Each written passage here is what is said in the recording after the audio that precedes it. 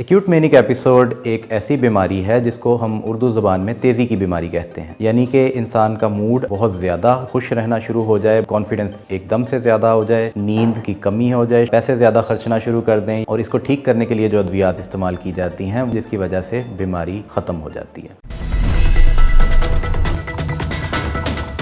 अस्सलाम वालेकुम, मेरा नाम डॉक्टर नुमान अहमद है। मैं एक कंसल्टेंट साइकियाट्रिस्ट हूँ और मैं बतौर माहिर नफ्सियात लाहौर में प्रैक्टिस करता हूँ। आज उर्दू पॉइंट की इस वीडियो में मैं बाइपोलर डिसऑर्डर या एक्यूट मैनिक एपिसोड के बारे में तफसील से बात करूँगा। एक्यूट मैनिक एपिसोड एक ऐसी बीमारी है जिसको हम उर्दू ज़ुबान में तेज़ी की बीमारी कहते हैं। यानी कि इंसान का मूड अगर बहुत ज़्यादा खुश रहना शुरू हो जाए, बहुत ज़्यादा बातें करना शुरू हो जाएँ, कॉन्फिडेंस एकदम से ज़्यादा हो जाए, एक्टिविटी लेवल्स बहुत ज़्यादा हो जाएं, एनर्जी लेवल्स बहुत ज़्यादा बढ़ जाएं, नींद की कमी हो जाए शदीद किस्म की, और उसके बाद नींद की ज़रूरत भी महसूस ना करें। उसके अलावा पैसे ज़्यादा खर्चना शुरू कर दें या उनका मज़हबी रुझान एकदम बहुत ज़्यादा बढ़ जाए, तो इसको हम मेनिया या तेज़ी की बीमारी कहते हैं। मेनिया एक ऐसी बीमारी है जो मूड डिसऑर्डर है, यानी हमारे मिजाज से ताल्लुक़ रखती है। नफ्सियाती अमराज़ अमूमन दो तरह के होते हैं जो मूड को इन्वॉल्व करते हैं। उनमें से एक को डिप्रेशन कहा जाता है, जिसमें उदासी आ जाती है, चुप गोई, खामोशी आ जाती है और मायूसी नाउमीदी की बीमारी कहा जाता है। जबकि दूसरी तरफ तेज़ी आ जाती है या ज़्यादा बातें करना शुरू कर देते हैं, इसको मेनिया कहा जाता है। अगर मैं अलामात की बात करूं तो इसमें सबसे पहले टॉकेटिवनेस या ज़्यादा बातें करना, इंक्रीज़्ड कॉन्फिडेंस या खुद एतमादी एकदम से बहुत ज़्यादा बढ़ जाना, इंक्रीज़्ड रिलीजियोसिटी यानी मजहबी रुझान का बहुत ज़्यादा बढ़ जाना, पैसे ज़्यादा खर्चना शुरू कर देना यानी इंक्रीज़ स्पेंडिंग, इंक्रीज़्ड प्लानिंग, मंसूबे ऐसे मंसूबे जहन में बनाना शुरू कर देना कि जो उनकी cultural values, norms, socio economic status in सब के मुनाफी हैं। अमूमन ये बीमारी की अलामात 2 हफ़्ते से ज़्यादा रहें तो उसको मैनिक एपिसोड कहा जाता है। अगर ये बीमारी पहली दफ़ा आए तो इसको एक्यूट मैनिया बोला जाता है या अचानक आने वाली तेज़ी की बीमारी बोला जाता है।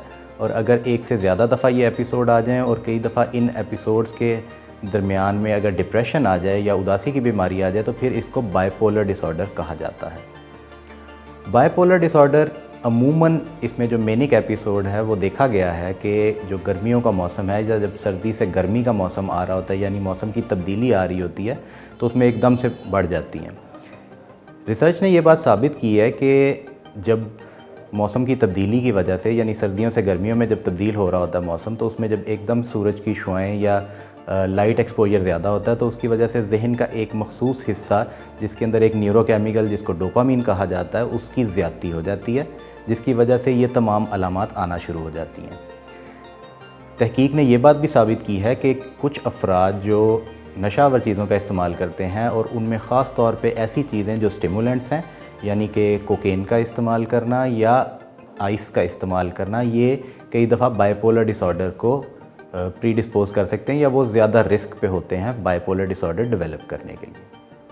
एक दफ़ा जब ये बीमारी आ जाती है तो अमूमन रिसर्च कहती है कि इसका दौरानिया 6 हफ़्ते से लेकर 6 माह तक हो सकता है।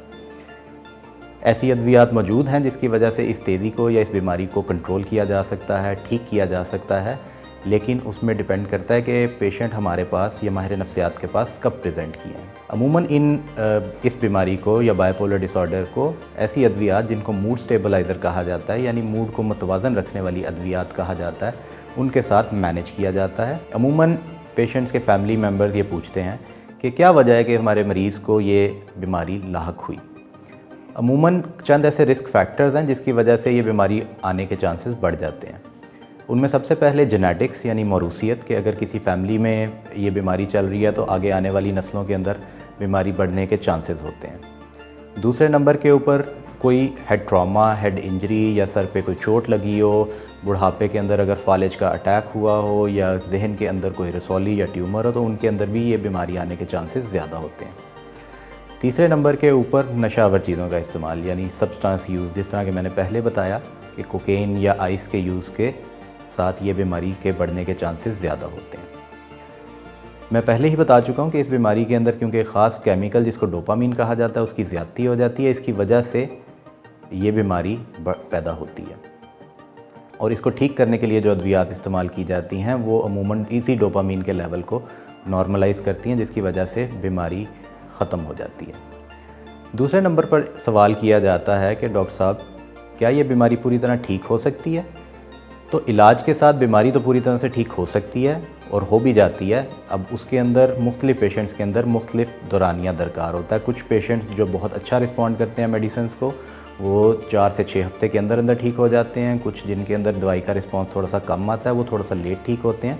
लेकिन अमूमन देखा गया कि मेजॉरिटी ऑफ़ द पेशेंट्स, जो ज़्यादातर पेशेंट्स हैं, वो बिल्कुल ठीक हो जाते हैं। आखिर में पेशेंट्स का सवाल ये होता है कि, या उनके अटेंडेंट्स का सवाल ये होता है कि क्या ऐसे काम हैं या क्या ऐसी चीज़ें हैं जिनको करने से इस बीमारी को कम किया जा सकता है या रिलैप्सेस को दोबारा आने को रोका जा सकता है।